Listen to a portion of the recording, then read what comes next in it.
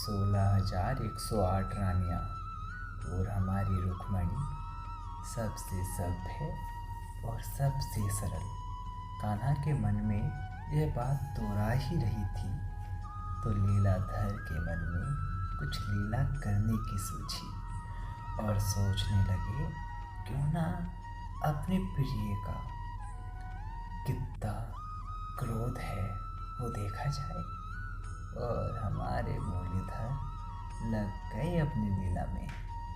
जाकर रुक्मणी से कहते, रुक्मणी तुमने भागकर जो मुझसे शादी करने का निर्णय लिया ये सही था।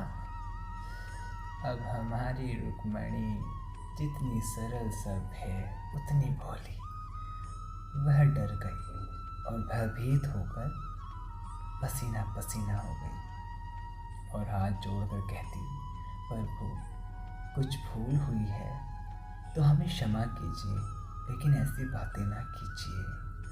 श्री कृष्ण फिर उसी बात को कहते कि रुक्मणी शायद तुमने जल्दबाजी में कुछ निर्णय गलत ले लिए हैं और मैं चाहता हूँ कि अभी भी शिशुपाल तुम्हारा इंतज़ार देख रहा होगा। जाकर शिशुपाल का हाथ थाम लो। जब तक बात थी कान्हा से बातचीत की तब तक रुक्मणी शांत थी, पर जब दिखा कि अब कान्हा से दूर जाने की बात हो रही है तो हमारी रुक्मणी डर जाती है। कहती, प्रभु हमसे क्या भूल हुई। हाथ जोड़कर हमारी रुक्मणी कहती। कान्हा कहने लगे, रुक्मणी तुमने मुझ में देखा क्या? ना तो मेरा रंग इतना साफ, ना मैं देखने में सुंदर, और ना ही मेरे पास कुछ भी कि मैं कुछ भेंट करूं, और ना ही मेरे कुल खानदान का पता। और रुक्मणी मेरे तो माता पिता का भी कोई अता पता नहीं है, फिर किस बात पर? रुक्मणी सुनते ही मूर्छित हो गई। कान्हा ने पानी पिलाया, होश में लाया कि रुक्मणी मुझे क्षमा करना, मेरी बातों से तुम भयभीत होकर मूर्छित हो गई और मैं तो सिर्फ मजाक कर रहा था और देखना चाहता था कि कितनी सहन शक्ति तुम लिए बैठी हो। और कान्हा हाथ जोड़ने लगी प्रियतम के सामने।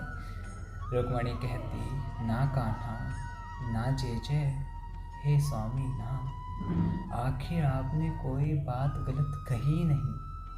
आप कहते हो आपका रंग सांवला है। अरे कान्हा, सांवले रंग पर दुनिया मर जाती है, गोरे होते तो क्या करते।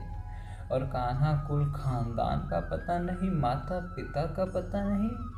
अरे जो सबका करता धरता हो उसका क्या कुल खानदान, और जो सब जगत का माता पिता हो उसका कौन माता पिता, और जो सारे संसार को भेंट चढ़ाता हो, सारे संसार का दुख हर लेता हो, उससे कैसी भेंट। जय जय, आप सर्वश्रेष्ठ हैं। कान्हा ने इतना सुना और नयन सजल हो गए। कहने लगे, रुक्मणी यही तो तुम्हारी बात है।